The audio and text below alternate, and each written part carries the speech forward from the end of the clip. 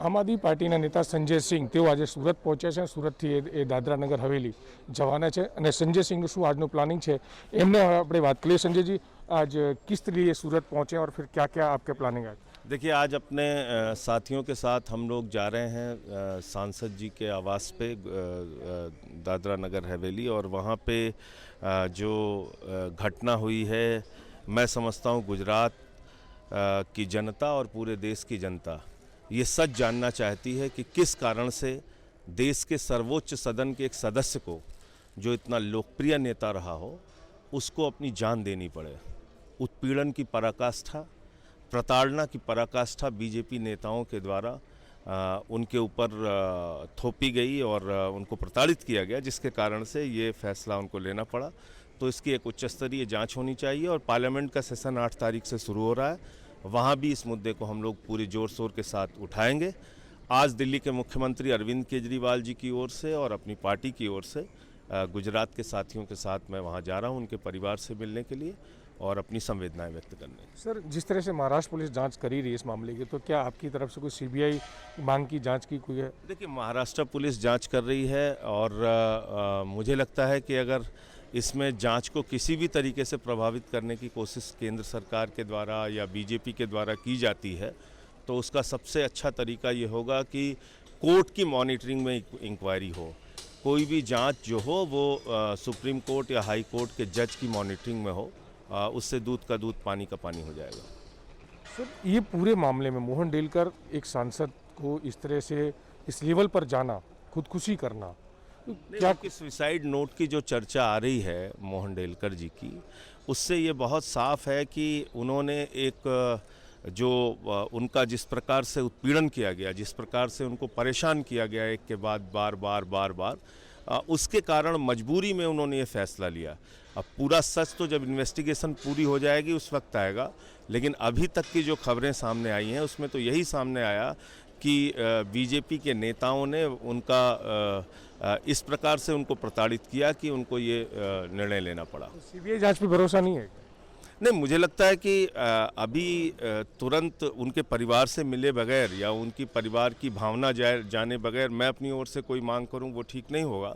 तो इन्वेस्टिगेशन किस दिशा में चल रही है, उससे परिवार के लोग संतुष्ट हैं या नहीं हैं, वो आज जाके उनसे बातचीत करके तभी मैं कुछ कह सकता हूँ। संजय जी, सूरत के जो अभी नगर निगम चुनाव हुए इसमें जनता ने आपको बहुत सारा बहुमत दिया है, विपक्ष की भूमिका आपको दी है, तो क्या कहें? ये बहुत बड़ा संदेश है, गुजरात से पूरे देश को एक बहुत बड़ा संदेश गया है कि अब काम की राजनीति होनी चाहिए।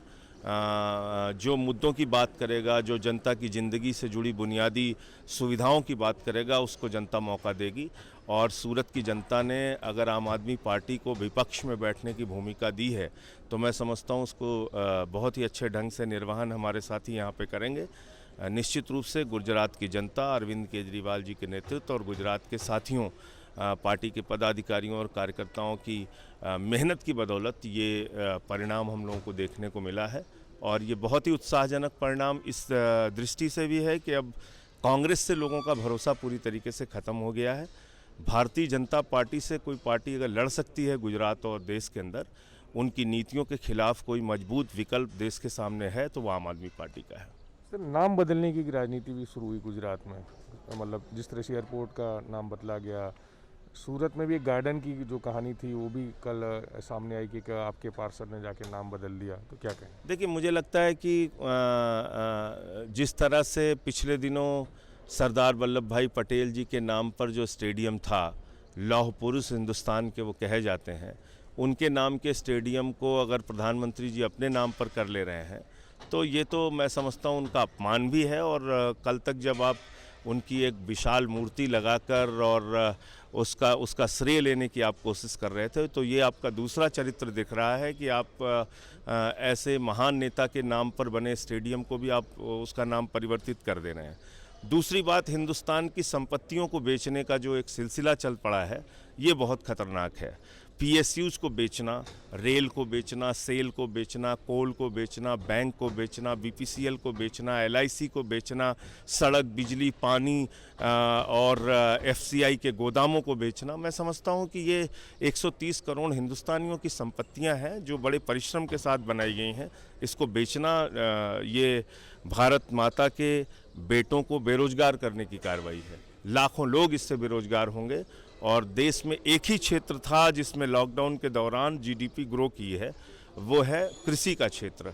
और उसमें आप लाखों एकड़ ज़मीन के नए पूंजीपतियों को आप जमींदार बनाने जा रहे हैं। लाखों एकड़ ज़मीन उनके नाम पे कॉन्ट्रैक्ट हो जाएगी, फिर किसानों को मिलेगी नहीं मिलेगी। एक अजीब स्थिति देश के अंदर पैदा हो गई है। तो अर्थनीति के मामले में मोदी सरकार पूरी तरीके से फेल साबित हुई है। और जिस तरह से गैस का दाम बढ़ा है, पेट्रोल का दाम बढ़ा है, महंगाई बढ़ी है, इसने हिंदुस्तान की जनता की कमर तोड़ दी है। सर, आखिरी सवाल ये है कि तमाम मुद्दे गुजरात के स्थानीय निकाय चुनाव में भी रहे हैं, लेकिन फिर भी गुजरात की जनता ने तमाम मुद्दों को दरकिनार करते हुए भाजपा को एक तरफा शासन दिया। क्योंकि यहाँ पर कोई मजबूत विकल्प जनता के सामने नहीं था। अब वो विकल्प आम आदमी पार्टी के रूप में लोगों के सामने है और अभी तो इसकी शुरुआत हुई है। हमको ज़्यादा समय नहीं मिला और ये परिणाम जनता ने दिया है। जब अभी चुनाव का, विधानसभा चुनाव के लिए पूरा समय हमारे साथियों के पास होगा और यहाँ की जनता को निर्णय लेने का पूरा समय होगा, तो आप देखिएगा यहाँ बड़ा परिवर्तन होगा। लेकिन बीजेपी जोड़ तोड़ की राजनीति भी करेगी, ऐसा आपके नेताओं ने भी कहा था कि आपके जो पास करने दीजिए उनको, उनका तो काम यही है। जो पार्टी आम आदमी पार्टी की सफलता के बाद दफ्तर बंद करवा सकती है हमारी, तो फिर आप उनके बारे में, उनकी सोच के बारे में अंदाजा लगा सकते हैं। तो बिल्कुल आम आदमी પાર્ટીના જે નેતા છે સંજય સિંહ, તેઓ અમારી સાથે વાત કરી રહ્યા હતા અને આજે મોહન ડેલકર જેઓ સુસાઇડ કરી હતી મુંબઈમાં, એના પરિવારને મળવા જઈ રહ્યા છે અને ગુજરાતના ચૂંટણી લઈને પણ અલગ અલગ વાતો કરી છે અને ખાસ કરીને સાંસદ જે મોહન ડેલકરે સુસાઇડ કર્યું છે એ મામલે એમને ન્યાયપાલિકાના જે નજર હેઠળ જાંચની માંગ કરી છે અને હવે તમામ મુદ્દાઓ સાથે આપણી સાથે વાત કરી છે। આપ સાંભળીએ છે। સંજય સિંહ રાઠોડ, ગુજરાત તક।